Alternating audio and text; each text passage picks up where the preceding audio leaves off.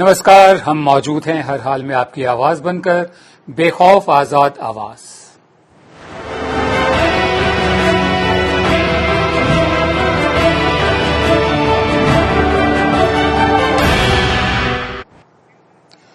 आज के प्रोग्राम की शुरुआत करते हैं। लाइन ऑफ एक्चुअल कंट्रोल पर भारत चीन तनाव के बीच हमारे नेशनल सिक्योरिटी एडवाइजर रहे एम.के. नारायणन ने द हिंदू में एक आर्टिकल के जरिए चीन को लेकर भारत की विदेश नीति और खामियों का जिक्र किया है। इस आर्टिकल में एम.के. नारायणन ने जो कुछ कहा है वो इसलिए अहम हो जाता है कि वो सरकार में अहम ओहदों पर रहे हैं। नारायणन डिप्लोमेट भी रहे हैं।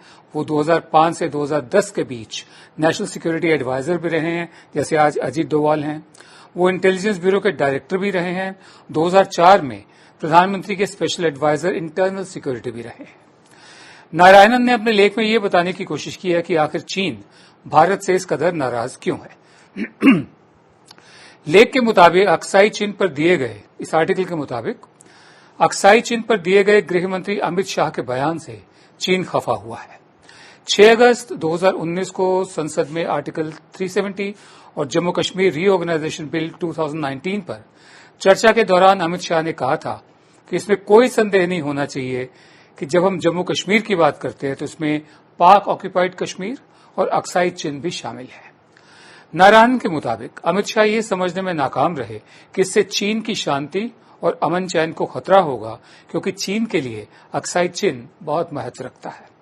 इसके अलावा कुछ समय से भारत लगातार अमेरिका का समर्थन कर रहा है, अमेरिका के साथ स्ट्रेटेजिक अलाइनमेंट कर रहा है। इस बात से भी चीन का रुख भारत को लेकर आक्रामक हुआ है। चीन लगातार गलवान घाटी पर अपना दावा कर रहा है, गलवान वैली पर। चीन के विदेश मंत्रालय के प्रवक्ता झाओ लिजियन ने हाल ही में बयान दिया था कि गलवान घाटी चीन का हिस्सा है। मेरे साथ हैं प्रोफेसर बलिराम दीपक, आप चेयरपर्सन हैं centre for Chinese and south Asian studies JNU में, जवाहरलाल नेहरू यूनिवर्सिटी में। बहुत शुक्रिया आपका प्रोफेसर दीपक, हमेशा की तरह अपना वक्त हमें देने के लिए। मेरा पहला सवाल ये है कि जैसा कि नारायणन कह रहे हैं, क्या आपको भी लगता है कि हमारे मंत्रियों के बर्ताव में भी कुछ कमी रही है कि बात आज यहां तक पहुंच गई? जैसे नारायणन ने अमित शाह के लोकसभा के बयान का जिक्र किया है, जिसमें उन्होंने पूरे अक्साई चीन को अपना बताया है। क्या चीन ने इस बात को धमकी के रूप में लिया होगा, या इससे क्या यही वजह है जो नारायणन कह रहे हैं? देखिए, जो नारायण जी संकेत कर रहे हैं वो संकेत कर रहे हैं जो राजनीतिक इसके जो पहलू हैं उस पर। तो हमने शायद राजनीतिक पहलू पर गौर किया है या नहीं किया, ये तो सरकार ही खुद बताएंगे। जैसे ये आर्टिकल जब 370 खत्म होता है उसके बाद हमारे जो विदेश मंत्री हैं जयशंकर जी, वो चीन गए हैं। अगस्त 2019 की बात है। तो उस समय जो चीन का रुख है, खास करके जो हम चीनी अखबार पढ़ते हैं और चीनी लेख पढ़ते हैं और जो चीनियों ने अनुसंधान किया उसको हम पढ़ते हैं, तो उस समय जो हमारी रीडिंग थी, हमें लगता है कि चीन ने उस पर बहुत कड़ा रुख अपनाया था। और शायद जयशंकर जी को ये मालूम पड़ा होगा, या फिर उन्होंने ये जो संकेत सरकार को वापिस दिए होंगे या नहीं दिए होंगे, या फिर सरकार चाहती थी कि इसको थोड़ा टालम टोल किया जाए। तो एक तो ये बात है। और दूसरी बात जो राजनीतिक संकेत, मैं तो ये भी कहूंगा कि खास करके जब जो कोविड-19 से जूझ रहा था चीन, तो भारत ने अपने जो वहां से लोग हैं, जो हमारे छात्र हैं या फिर व्यवसायी है, उनको वापिस बुलाया। और चीन इस पे थोड़ी नाराजगी जताई थी उस समय। तो ये भी एक संकेत था उस समय। और जब चीन इससे जूझ रहा था तो उनके जो राष्ट्रपति हैं शी जिनपिंग, वो सबको फोन खटखटा रहे थे, चाहे वो अफ्रीकन देश हो या फिर प्रेसिडेंट ट्रंप वगैरह हो। लेकिन जो हमारे प्रधानमंत्री हैं, तो उन्होंने उनको बिल्कुल भी फोन नहीं लगाया। तो ये भी एक संकेत है कि चीन बीच बीच में काफी रुष्ट था हमारे से। और दूसरे जो संकेत मिलते हैं ये तो हमारे आपसी मामले रहे, तो उसके जैसे जो हमारे आस पड़ोस के देश है ऑस्ट्रेलिया के प्रति उसका रुख बहुत ही कड़ा था। तो ये जितने भी जो संकेत सामने आते हैं तो इसको हमें थोड़ा गौर फरमाना चाहिए और इस पे संजीदा तरीके से संवाद करना चाहिए सरकार के बीच में, और जितने भी हमारी जो एजेंसीज है, जो सिक्योरिटी एजेंसीज है, उनमें विचार करना चाहिए। लेकिन मुझे नहीं पता कि किस तरह से इनको इन संकेतों को हमने इंटरप्रेट किया, तो ये तो सरकार पर निर्भर है। जी मैं आगे बढ़ता हूं। जो हमारे सुरक्षा सलाहकार रहे हैं, एनएसए रहे हैं, एमके नारायणन, उन्होंने चीन को लेकर भारत की खुफिया एजेंसियों की खामियों का भी जिक्र किया अपने इस आर्टिकल में, जो द हिंदू में छपा है। इस आर्टिकल के मुताबिक लाइन ऑफ एक्चुअल कंट्रोल पर चीनी एक्शन के वक्त और स्ट्रेटेजिक कैलकुलेशंस को देखते हुए भारतीय जो इंटेलिजेंस एजेंसीज हैं उनमें गहरी रुचि होनी चाहिए थी, जो दिखाई नहीं दी। नारायणन के मुताबिक चीन ने गलवान वैली, पेंगोंग लेक और हॉट स्प्रिंग गोगरा में बिल्डअप किया। भारतीय खुफिया एजेंसियां जो है, हमारी इंटेलिजेंस एजेंसीज, चीन के इन इरादों को भांपने में नाकाम रही। चीन से जुड़े जो असेसमेंट होते हैं खुफिया और जो एनालिसिस होता है, उसकी मुख्य जिम्मेदारी जो है वो है national security council secretariat NSCS, research and analysis wing रॉ RAW, और कुछ हद तक डिफेंस इंटेलिजेंस एजेंसीज की भी होती है। नारायण के मुताबिक ये कहना गलत नहीं होगा कि एनएससीएस की जॉइंट इंटेलिजेंस कमेटी को खत्म करने के फैसले ने भारतीय इंटेलिजेंस असेसमेंट सिस्टम को कमजोर किया है। नारायण का यह भी कहना है कि research and analysis wing raw के मामले में डोमेन एक्सपर्ट्स की कमी और चीन के एक्सपर्ट्स की कमी भी एक वजह हो सकती है। नारायणन ने आर्टिफिशियल इंटेलिजेंस से मिली जानकारी के एनालिसिस और इंटरप्रिटेशन को लेकर भी इंटेलिजेंस एजेंसीज पर सवाल उठाए हैं। कोरोना महामारी से जूझता चीन इस बात को लेकर आजकल बेहद संवेदनशील है कि उसकी कमजोरी का फायदा कोई बाहरी मुल्क न उठा ले। आर्थिक रूप से घिरे होने के बावजूद चीन ने लाइन ऑफ एक्चुअल कंट्रोल पर जो एक एग्रेसिव पोस्चर लिया है, जिसे भारतीय खुफिया एजेंसियां समझने में चूक गई हैं। ये कहना है एमके नारायणन का। प्रोफेसर दीपक, मेरा दूसरा सवाल आपसे यह है कि क्या आप भारतीय खुफिया तंत्र के कमजोर होने के नारायणन के विश्लेषण से सहमत हैं? मेरी इसमें थोड़ी सी अलग सी सोच है। तो मैं तो ये कहूंगा कि ये जो संकेत हैं जो हमारी जो खुफिया एजेंसी के माध्यम से जो सरकार तक पहुंचती है, तो उस पर एक प्रश्न है। मेरा जो मानना है कि खास करके कारगिल के बाद हमने जो नई एजेंसियां बनाई, अगर कोई खत्म हुई है तो नई भी सामने आई है, जैसे NTRO जो कैबिनेट सेक्रेटरीट के अंदर आती है, तो उसने बहुत ही बढ़िया काम किया और हाल के वर्षों में उसने अपनी जो कैपेसिटी है, जो क्षमताएं हैं, वो थोड़ी बढ़ाई है, लेकिन जिस तरह से बढ़नी चाहिए तो वो उतनी अभी तक बढ़ी नहीं है। और खास करके मुझे नहीं लगता कि जो ये NTRO या फिर हमारी जो दूसरी जो मिलिट्री इंटेलिजेंस है, खासकर जो डिफेंस इंटेलिजेंस एजेंसी है, DIA है, और फिर हमारे जो ITBP की जो पैरामिलिट्री जो फोर्सेस जो बॉर्डर पर गश्त करते हैं, मुझे लगता है कि ये सब तंत्र बिल्कुल अपने हिसाब से काम कर रहे हैं और इसका खास करके जो चीन लाइन ऑफ एक्चुअल कंट्रोल के उस तरफ जो गतिविधियां कर रहा था, मुझे लगता है इनकी जानकारी थी सबको।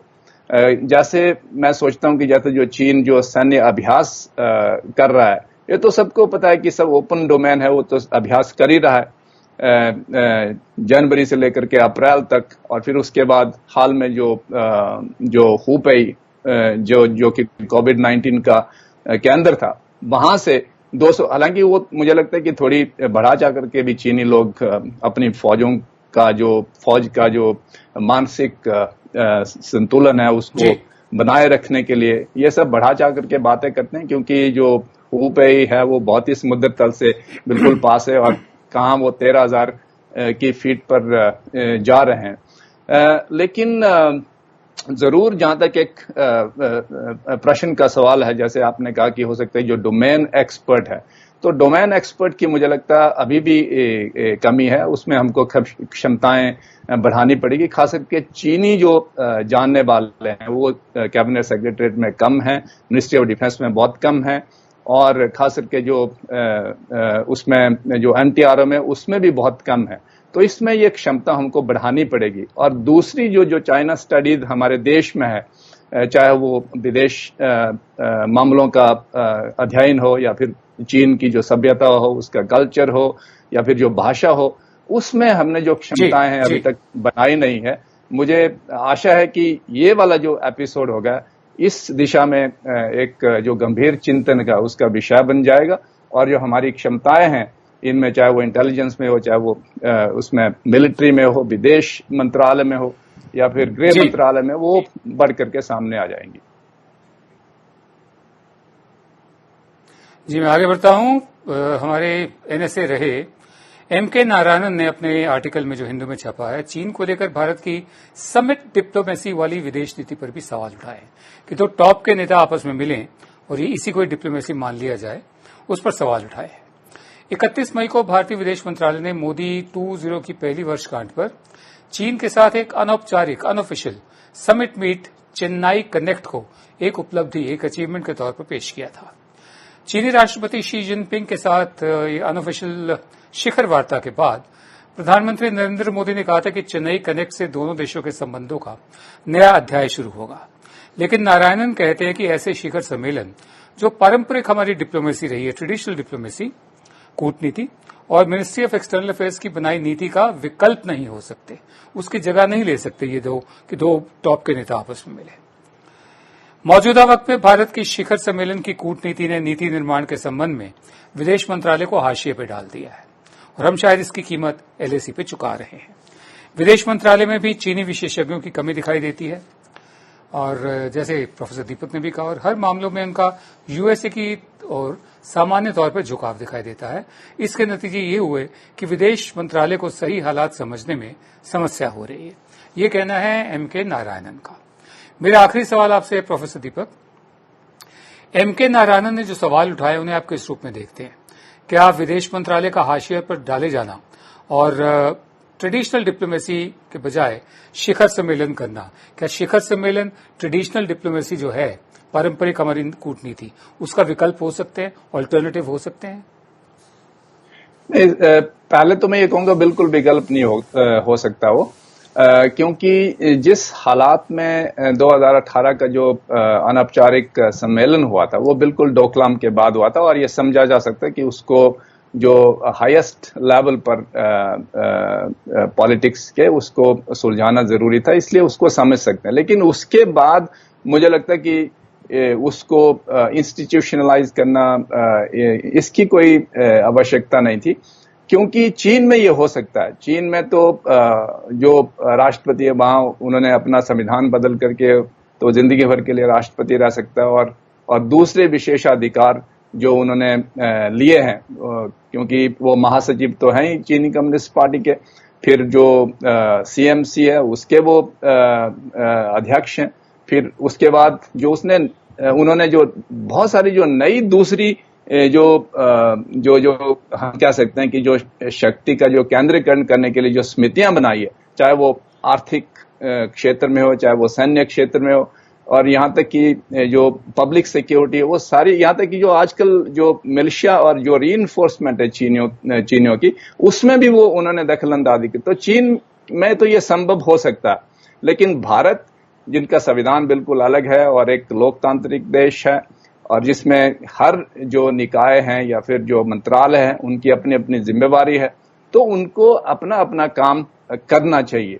क्योंकि जो पर्सनालिटी कल्ट, जो व्यक्तित्व का अगर इसमें लाया जाता है, तो मुझे लगता है कि भारत के हित में ये नहीं होगा।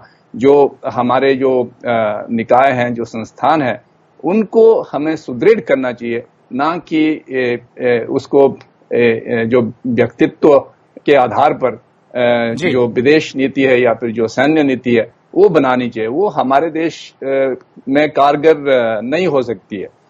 तो दूसरी बात ये मैं कहूंगा कि जो जैसे विदेश मंत्रालय में हो गया या फिर जो दूसरे हमारे और संस्थान हैं, तो उसमें जो एक चीन के प्रति जो एक लंबी जो नीति है उसकी एक जरूरत है, क्योंकि एक हॉलिस्टिक नीति होती है जो फिर जो जितने भी हमारे संस्थान हैं, निकाय हैं, इंटेलिजेंस से लेकर के, मिलिट्री से लेकर के, विदेश मंत्रालय से लेकर के, तो इसमें एक कोऑर्डिनेशन होता है, इसमें एक कंसल्टेशन, एक मैकेनिज्म बन जाता है, तो उसकी हमको जरूरत है। और मैं सोचता हूं कि जो ये गालवान जो किस्सा हुआ है तो ये उसमें कारगर साबित होगा। लेकिन अंतिम बात मैं ये भी कहूंगा, क्योंकि अगर भले ही हमारे जो इंटेलिजेंस एजेंसीज हैं या फिर जो संस्थान है इसमें थोड़ी जो विशेषज्ञों की कमी है, उससे जरूर हमारी नीति मजबूत हो जाएगी, लेकिन जो चीन का जो इरादा है, जो उसका दीर्घकालीन इरादा है, वो बिल्कुल नहीं बदलेगा, वो वैसा ही रहेगा। भले ही जो ये हम अभी जिस पर हम बातचीत कर रहे हैं, नारायण जी बातचीत कर रहे हैं, ये शॉर्ट टर्म टैक्टिकल हम कह सकते हैं कि पहलू हैं, लेकिन जो दीर्घकालीन जो चीन की नीति है वो बिल्कुल अपने जो गोल पोस्ट है बिल्कुल भी विचलित नहीं हो, उसको हमको समझना है वो क्यों ऐसा हो रहा है। तो मुझे लगता है कि जो ये वाला किस्सा हुआ है अभी गालवान का, जिस तरह से चीनी अतिक्रमण हो रहा है, तो ये हमको अपनी जो नीतियां और जिसमें जो लूप होल्स है उसको दुरुस्त करने में काफी मदद और सहायक सिद्ध होगा। मोदी सरकार चीन से इंपोर्ट पर सीधे रोक तो नहीं लगा रही, लेकिन दूसरे तरीकों से चीनी व्यापार को प्रभावित करने के कदम उठाए जा रहे हैं, लेकिन इसका नुकसान भारत को ही हो रहा है। ट्रांसपोर्ट और एमएसएमई मंत्री नितिन गडकरी ने वित्त मंत्री निर्मला सीतारमण और उद्योग मंत्री पीयूष गोयल को चिट्ठी लिखी है। चिट्ठी के जरिए गडकरी ने कहा कि बंदरगाह पर जो हमारे पोर्ट्स हैं, कंसाइनमेंट्स रुकने से भारतीय व्यापार को नुकसान हो रहा है। गडकरी ने पोर्ट पर अटके कंसाइनमेंट्स को जल्द क्लियर करने की मांग की है। नितिन गडकरी ने एक वेब प्लेटफॉर्म से बताया कि चीन से आने वाले सामान में देरी से भारतीय व्यापारियों को नुकसान होगा, न कि चीन को। गडकरी ने कहा कि हमारा ध्यान इंपोर्ट को कम करने पर है और ऐसा करने के लिए हम इंपोर्ट का जो टैक्स है, टैरिफ है, वो बढ़ा सकते हैं, लेकिन पहले से ही जो इंपोर्ट हो चुका है उनको क्लियर ना करना, इससे व्यापारियों को बहुत नुकसान होगा। दरअसल नितिन गडकरी से किसान संगठन के प्रतिनिधि मंडल ने मुलाकात की थी। इस मंडल ने गडकरी को बताया था कि पेस्टिसाइड्स को कंट्रोल करने में इस्तेमाल किए जाने वाले मैकेनिकल स्प्रे और उनके स्पेयर पार्ट्स की जो आनी थी पूरी वो सप्लाई, उसको कस्टम क्लियरेंस में देरी हो रही है। इसके बाद नितिन गडकरी की खूब आलोचना हुई, तो आलोचना के बाद गडकरी ने ट्वीट करके सफाई भी दी। उन्होंने कहा कि मैं आत्मनिर्भर भारत के मजबूत समर्थकों में से एक हूं, मतलब मैं चाइनीज प्रोडक्ट्स के इंपोर्ट की तरफदारी नहीं कर रहा। बहरहाल मेरे साथ है प्रोफेसर अरुण कुमार। आप वरिष्ठ अर्थशास्त्री हैं, आप प्रोफेसर रहे हैं जवाहरलाल नेहरू यूनिवर्सिटी में। आपका स्वागत है सर। हमेशा की तरह बहुत शुक्रिया अपना समय हमें देने के लिए। मेरा सवाल आपसे ये है कि क्या यह सच है कि बिजनेस डेवलपमेंट के लिए भारत चीन पर निर्भर है, न कि चीन भारत पर? क्या एमएसएमई सेक्टर से जुड़े बिजनेसमैन को वाकई में दिक्कत हो रही है? देखिए, हमें समझना पड़ेगा कि भारत और चीन के बीच में जो व्यापार है वो किस तरह का है। हम लोग वहां से बहुत सारी चीजें मंगाते हैं और हम जो उनको भेजते हैं वो कम है। उसमें $50 बिलियन का हमारा डेफिसिट है, और वजह यह है कि हम वहां से जो चीजें मंगवाते हैं वो ज्यादातर ऐसी चीजें हैं जो अनिवार्य हैं हमारे प्रोडक्शन के लिए। जैसे कि दवाओं के लिए 80% करीब जो रॉ मटेरियल है वो वहां से आता है। उसी तरह इलेक्ट्रॉनिक प्रोडक्ट्स हैं, ऑटोमोबाइल कंपोनेंट्स वगैरह हैं। तो हमारे लिए चीन का जो ट्रेड है वो बहुत ही अहम है, और उनके लिए हम इतने अहम नहीं हैं, क्योंकि हम उनके लिए 7वें पायदान पे हैं, जबकि वो हमारे लिए करीब करीब पहले ही पायदान पे हैं। तो जब वहां से माल आना कम हो जाएगा तो हमारे यहाँ जो उत्पादन है उस पर असर पड़ेगा। तो गडकरी जी उसी बात को कह रहे हैं कि अगर वहां से माल आना बंद हो गया तो फिर इसका असर होगा कि हमारा उत्पादन कम हो जाएगा। तो अगर हमें अपना ये बैलेंस दोबारा रिस्टोर करना है तो ये तुरंत नहीं कर सकते हैं, इसमें समय लगेगा। मुझे लगता है ये सिर्फ एक सिग्नल है चीन को कि अगर जो हमारी सीमा पे जो समस्या है, जो बहुत ही एक तरह से दुखदायक है कि इस तरह का भारत और चीन के बीच में टकराव हो रहा है, अगर वो हम रिजॉल्व नहीं करते हैं तो फिर चीन के उनको ट्रेड पे असर पड़ेगा। पर जैसे मैंने कहा कि हम उनके लिए 7वें पायदान पे हैं, वो हमारे लिए पहले पायदान पे हैं, तो असर हमारे ऊपर ज्यादा होगा, उनके ऊपर कम होगा। तो ये जो गडकरी जी ने कहा है कि अगर हमें अपना ट्रेड उनके साथ कम करना है तो लॉन्ग टर्म में कम करना पड़ेगा, वो इमीडिएट शॉर्ट टर्म में नी जर्क रिएक्शन के साथ नहीं हो सकता है। तो लॉन्ग टर्म में हमारी क्या समस्या है उसको समझते हुए जो करना है वो करना है। जी, मैं आगे बढ़ता हूं। भारत का जो व्यापार है उसको लेकर चीन पर हमारी निर्भरता लगातार बढ़ी ही है। देश में बेशक चीनी सामान के बहिष्कार की बात तो हो रही है, चीन को लेकर लोगों में गुस्सा है, लेकिन हकीकत में कई सेक्टर ऐसे हैं जो चीन पर निर्भर हैं, जैसा प्रोफेसर अरुण कुमार ने बताया। JM financial institutional securities limited के मुताबिक चीन से करीब 70% एक्टिव फार्मास्यूटिकल इंग्रेडिएंट्स इंपोर्ट किया जाता है। अगर ऐसे में इंपोर्ट जो है उस पर कोई रुकावट आती है तो फार्मा कंपनियों के प्रोडक्शन पर असर होगा। भारतीय कंज्यूमर ड्यूरेबल सेक्टर के चीन के साथ मजबूत रिश्ते हैं। कंप्रेसर्स, एक उदाहरण ले लीजिए, एयर कंडीशनर जो होते हैं उसके कंप्रेसर्स को ले लीजिए। कंप्रेसर्स के लिए भारत चीन पर निर्भर है, जो एयर कंडीशनर की कुल लागत का 30 से 35% कीमत होती है। बात करें टेलीकॉम की तो चीन भारत में स्मार्टफोन की अधिकांश मांग को पूरा करता है, इसलिए किसी भी तरह की रुकावट से स्मार्टफोन की कीमतों में बढ़ोतरी होगी।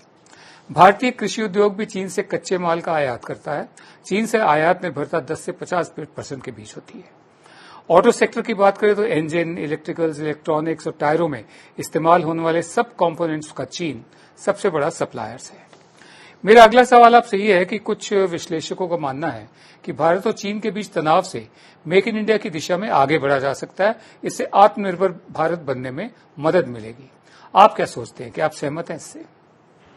देखिए, ऐसा है कि कुछ चीजें जो हैं जो भारत में आती हैं उसको आप सब्स्टिट्यूट कर सकते हैं, आप कहीं और से ले सकते हैं, या उसका उत्पादन आप देश में ही कर सकते हैं, पर उसका जो दाम होगा वो बढ़ जाएगा। तो इसलिए मेरा मानना है कि जैसे कि जो चीजें हैं, मूर्तियां हैं, पिचकारियां हैं, ये जो चीजें हैं, इनको तो अगर जनता अपने आप ही नहीं खरीदेगी, अगर वो दाम ज्यादा देने के लिए तैयार होगी तो वो हो सकता है।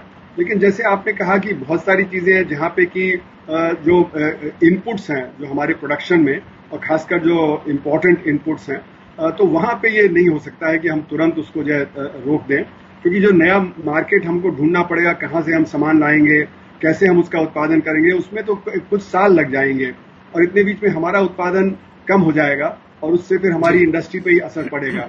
तो मेरा मानना है कि इसको लॉन्ग टर्म में हम कर सकते हैं, और उसके लिए एक स्ट्रैटेजी बनानी पड़ेगी, किस तरह से हम आत्मनिर्भर होंगे, किस तरह से अपना उत्पादन बढ़ाएंगे, किस तरह से बाकी और जगह से करेंगे सोर्सिंग। और आप देखें तो दुनिया में इस समय सब लोग कह रहे हैं कि लॉन्ग सप्लाई चेन नहीं होनी चाहिए, क्योंकि चीन में जब परेशानी आई थी तो सब जगह सप्लाई चेन टूटने लगी थी। तो यूरोप में भी बात हो रही है, अमेरिका में भी बात हो रही है, भारत में भी, कि हमारी सप्लाई चेन अब शॉर्टन करनी है, पर ये तुरंत नहीं होगा, ये कुछ साल लगेंगे। और हमारी जो कंपनियां हैं उनको जो फिर रीटूलिंग करना पड़ेगा, उनको फिर अपना जो उत्पादन के सोर्सेज हैं जो उनको जो बदलना पड़ेगा, तो ये सारा समय लेगा, कोई तुरंत नहीं होने वाला है। सवाल ये है कि इस समय हमारा क्यों इतना ट्रेड डेफिसिट है, और वो बढ़ता ही चला गया पिछले 20 साल में। तो उसके पीछे वजह यह कि हमने R&D पे वो खर्च नहीं किया जो करना चाहिए था। हमारे पास वो टेक्नोलॉजी नहीं है, और चीन जो टेक्नोलॉजी जो डेवलप करके माल को बहुत तेजी से उत्पादन करता है, बहुत बड़े स्केल पे करता है, और इससे उनका माल सस्ता हो जाता है। और इसीलिए छोटी छोटी चीजें जैसे पिचकारी है, दिवाली की लाइट है, आपकी गणेश की मूर्ति है, वो तक वो हमें सस्ता सप्लाई कर देता है। तो हमारे जो ग्राहक हैं वो उसकी तरफ शिफ्ट कर गए हैं। तो इसमें एक तो ये है कि आप जो मतलब एक नेशनलिज्म की स्पिरिट हो जिसमें लोग खरीदना बंद कर दे, वो एक अलग बात है, पर ये लॉन्ग टर्म में होगा। ये शॉर्ट टर्म में आप सारा का सारा बदल देंगे, आत्मनिर्भर हो जाएंगे, वो नहीं होगा। उसके लिए आपको एक स्ट्रैटेजी बनानी पड़ेगी, किस तरह से शिक्षा में असर करेंगे, किस तरह से R&D पे असर होगा, किस तरह से जो MSME सेक्टर है उसको टेक्नोलॉजी प्रोवाइड की जाएगी, कैपिटल प्रोवाइड किया जाएगा, जिससे कि उसका डेवलपमेंट हो सके। तो इसकी एक स्ट्रैटेजी होनी चाहिए, नी जर्क रिएक्शन नहीं होना चाहिए। जी, मैं आगे बढ़ता हूं। हम चीनी माल के बहिष्कार की बात ऐसे वक्त में कर रहे हैं जब हमारी अर्थव्यवस्था खुद ही खस्ता हाल है। कोरोना और अचानक हुए लॉकडाउन से ज्यादातर उद्योग धंधों और अर्थव्यवस्था को बड़ा नुकसान हुआ है। रियल एस्टेट सेक्टर से जो पहले से ही मंदी की मार झेल रहा था, उसकी हालत पहले से और बदतर हो गई है। कोरोना से पहले ही कई रियल एस्टेट प्रोजेक्ट्स देरी का सामना कर रहे थे, लेकिन कोरोना संकट में हालात और बिगड़ गए हैं। कुछ अनुमानों के मुताबिक आधे ही प्रोजेक्ट्स में काम फिर से शुरू हो गया है, लेकिन डेवलपर्स लिक्विडिटी, उनके पास पैसा कितना है, और लेबर की कमी का सामना कर रहे हैं जो डेवलपर्स हैं। रियल एस्टेट डेवलपर्स का कहना है कि प्रोजेक्ट्स में लगे अधिकतर प्रवासी मजदूर अपने घर लौट चुके हैं। प्रोजेक्ट्स में लगे करीब 90% कर्मचारी पश्चिम बंगाल, झारखंड, उत्तर प्रदेश, बिहार से आते हैं। श्रमिकों और नकदी की कमी के अलावा रियल एस्टेट सेक्टर में मांग की, डिमांड की कमी भी चल रही है। ये सेक्टर उससे भी जूझ रहा है। मेरा आखिरी सवाल आपसे ये है सर, रियल एस्टेट सेक्टर समेत तमाम सेक्टर मंदी की मार झेल रहे हैं। ये सब कुछ हमारी नीतियों की वजह से है, न कि चीन की वजह से। ये हालात कब तक और कैसे सुधरते आपको दिखाई देते हैं? देखिए, रियल एस्टेट की जो समस्या है, जैसे आपने कहा, वो पिछले करीब 6-7 साल से चल रही है क्योंकि वहां पे ओवर सप्लाई थी और डिमांड उतनी थी नहीं जितना कि वहां पे जो फ्लैट्स बन रहे थे, जितना कमर्शियल प्रॉपर्टी वगैरह बन रही थी, तो बहुत सारा खाली इस समय पड़ा हुआ है। तो ये जो कोरोना वायरस आया, उससे पहले अगर आप देखें तो नोटबंदी में भी यही हुआ था कि जो डिमांड एकदम कम हो गई थी, रियल एस्टेट की समस्या और बढ़ गई थी। जीएसटी ने फिर उसको डिस्टर्ब कर दिया और अब क्योंकि जब बहुत सारे लोगों की आमदनी कम हो गई है, असंगठित क्षेत्र बंद हो गया है, संगठित क्षेत्र में भी बहुत सारे लोगों की नौकरी चली गई है और अगर आप देखें तो वहां पे जो तनख्वाहें भी काटी गई है, जैसे मीडिया में भी तनख्वाहें काटी गई हैं, मीडिया में भी लोगों की नौकरी चली गई है, तो मिडिल क्लास और अपर मिडिल क्लास में भी इसका असर पड़ रहा है। तो इसलिए मेरा मानना है कि जो डिमांड है वो और भी कम हो गई है। तो एक तरफ डिमांड कम हो गई है, दूसरी तरफ जो रियल एस्टेट सेक्टर कह रहा है कि हमारा सप्लाई पे भी असर पड़ रहा है क्योंकि हमारे पास लेबर नहीं है या बाकी जो सप्लाई चेन टूट गई है, तो हमारे पास जो इनपुट मटेरियल है वो नहीं है। तो मेरा मानना है सबसे बड़ी समस्या देश के सामने की डिमांड खत्म हो गई है। मेरे अनुमान के हिसाब से करीब करीब सारा का सारा जो असंगठित क्षेत्र है वो बंद हो गया था कृषि को छोड़ के। तो वहां पे करीब 20 करोड़ लोग काम करते हैं, तो अगर इतने बड़े लोगों की जो मतलब तनख्वाह खत्म हो जाएगी तो डिमांड अपने आप कम हो जाएगी। और वही वजह है कि खाने पीने की वस्तुओं की भी डिमांड कम हो गई। आप देखें तो चीनी की डिमांड कम हो गई, दूध की डिमांड कम हो गई, सब्जी फल की भी डिमांड कम हो गई। तो रियल एस्टेट तो बहुत बाद में आता है, तो रियल एस्टेट के तो अपने आप ही डिमांड वैसे भी कम हो जाएगी। तो इसको रिवाइव करने के लिए जब तक कि हम एम्प्लॉयमेंट जनरेशन बड़े स्केल पे नहीं करेंगे तब तक वो डिमांड रिवाइव नहीं होगी। और उसके लिए सरकार को जो पहल लेनी पड़ेगी, क्योंकि प्राइवेट सेक्टर करेगा नहीं। प्राइवेट सेक्टर में तो वैसे ही जब प्रॉफिट कम हो गया है, प्राइवेट सेक्टर का इन्वेस्टमेंट कम हो गया है, तो वहां पे तो आप कोई उम्मीद नहीं रख सकते। लेकिन सरकार में ये जरूर है कि आप फिस्कल डेफिसिट बढ़ाइए, आप रूरल एम्प्लॉयमेंट गारंटी स्कीम को बहुत तेज कर दीजिए। सरकार ने सिर्फ 40 लाख करोड़ रुपया अतिरिक्त दिया है, मेरे अनुसार कम से कम 4 लाख करोड़ रुपया अतिरिक्त देना चाहिए अगर ये जो 20 करोड़ लोग हैं जिनकी नौकरी चली गई है। फिर एक अर्बन गारंटी 40,000 करोड़, क्योंकि 40 लाख करोड़ रुपया बहुत कम है, मेरे अनुसार 4 लाख करोड़ रुपया कम से कम देना चाहिए था उसमें। और जो अर्बन गारंटी है उसको रिवाइव करना चाहिए, बनाना चाहिए, अभी तक तो है नहीं। एक अर्बन गारंटी स्कीम होनी चाहिए क्योंकि बहुत सारे जो वर्कर हैं अर्बन एरिया में, उनके पास भी काम नहीं है, तो वो भी बेचारे जो परेशान हैं। तो यहाँ पे भी एक ऐसी जो गारंटी स्कीम करनी चाहिए जिससे कि लोगों के हाथ में परचेजिंग पावर आए। जब ये परचेजिंग पावर आएगी तो इंडस्ट्री पनपेगी, बाकी जो है और कृषि की डिमांड बढ़ेगी, वहां पे आमदनी बढ़ेगी, तब जाके रियल एस्टेट रिवाइव होगा। तो रियल एस्टेट तो आखिरी में आएगा, पहले तो जो बुनियादी चीजें हैं वहां पे रिवाइवल बहुत जरूरी है।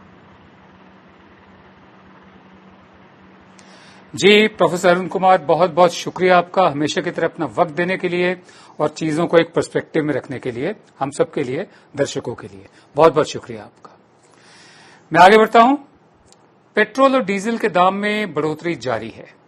डीजल की जो कीमत है सोमवार को 13 पैसे बढ़कर 80 रुपये 53 पैसे प्रति लीटर की नई ऊंचाई पर पहुंच गई। यानी 7 जून के बाद डीजल की कीमत में 11 रुपये और 14 पैसे प्रति लीटर की बढ़ोतरी हो चुकी है। वहीं पेट्रोल की कीमत भी 9 रुपये और 17 पैसे लीटर बढ़ गई है। अगर मई 2014 से तुलना करें तो 6 साल में पेट्रोल 186% महंगा हुआ है। वहीं इसके विपरीत जो कच्चा तेल है, क्रूड ऑयल जो है, पूरी दुनिया में 2.5 गुना सस्ता हुआ है। यानी सस्ते कच्चे तेल का फायदा आम लोगों को नहीं मिल रहा। विपक्ष जो है पेट्रोल डीजल की कीमतों का विरोध कर रहा है। कांग्रेस पार्टी ने देश भर में विरोध प्रदर्शन किया, लेकिन मीडिया में नहीं दिखाया जाएगा, बहुत कम दिखाया गया। दरअसल पेट्रोल डीजल बढ़ोतरी के खिलाफ विरोध के स्वर तो गूंज रहे हैं, लेकिन सरकार विपक्ष की मांग अनसुनी कर रही है। सवाल यह है कि जब लॉकडाउन में पहले से ही अर्थव्यवस्था खस्ता हाल है, लोगों की परचेजिंग पावर बेहद कम हो गई है, बाजार में लिक्विडिटी का संकट है, ऐसे में पेट्रोल डीजल के बेतहाशा दाम बढ़ाना कितना जायज है? क्योंकि हम सब जानते हैं कि पेट्रोल डीजल की कीमतों में बढ़ने से, खासकर डीजल की कीमतों में बढ़ने से, बाकी चीजों की कीमत भी बढ़ जाती है। मेरा ख्याल है जो ताकतें हैं, सरकार है, इस बात पर दोबारा तवज्जो देगी और कुछ न कुछ ऐसे कदम उठाएगी जो करेक्टिव मेजर्स होंगे। आप देख रहे थे विनोद दुआ लाइव। कल रात आपसे फिर मुलाकात होगी, तब तक के लिए इजाजत दीजिए। नमस्कार।